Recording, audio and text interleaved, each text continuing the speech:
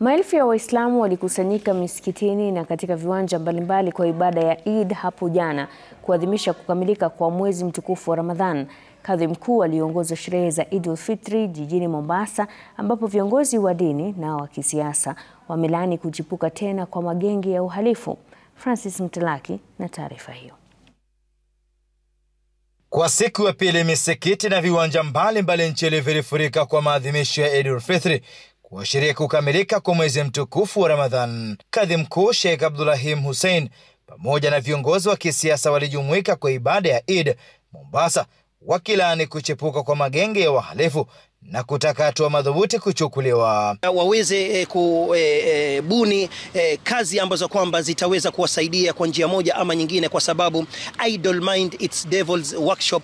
Wakiketi idle lazima watafanya mambo ambayo kwamba wanayafanya. Hatuwezi kuwa saa zote tunasingizia mtoto wa miaka 15, 16, 17, hata 18, hata 19 uwezi kusingizia ya kuwa ni kwa sababu ya ajira. Sherehe za Eid pia zilipamba moto huko Lamu, waumini wakiitaka serikali kuondoa marufuku ya safari za usiku kuingia kisiwani, wakisema usalama umeimarika. Tunaomba serikali, madamu usalama umeimarika, serikali iangalie mbinu mbadala, badala yake kutufungia usiku ituache tuende usiku, tutaweza kufanya biashara kwa rahisi. Leo umeimarika zaidi. Tulikuwa inabidi tufuatane escort hivi na hivi, tusindikizane. Uwezi kwenda hata hapo Mkunumbi paka usindikizwe, lakini leo alhamdulillah unaweza kutoka hapa wewe paka ufike zako Minjila bila security, although wameka kila checkpoint mahali, inasaidia mambo ya usalama. Huko Nakuru, familia 150 kutoka eneo bunge la Bahati zimenufaika na msaada wa vyakula vilivyotolewa kwa familia zisizojiweza ili kuadhimisha sikukuu ya Eid al-Fitr. Kitu ambacho kwamba tunalilia ni amani katika nchi yetu, na amani ikipatikana kila kitu kitaweza kuwa kizuri. Jijini Nairobi, kampuni ya Royal Media Services kupitia kituo cha Radio Citizen ilitoa tabasamu kwa familia zisizojiweza mtaani Huruma kwa kutoa msaada wa vyakula.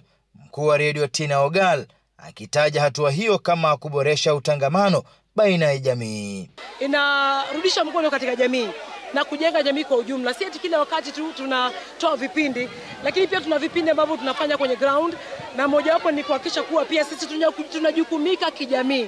Kwa hivyo Citizen naona hapo mmetuangalia, na bila shaka najua mkikuja mwaka ujao, Mungu akiwajalia, mtapata watoto wetu wakiwa. Kituo cha Bahari FM hakikuachwa nyuma. Watangazaji wa Bahari walipokeza wafungwa zawadi na vifaa vya matumizi.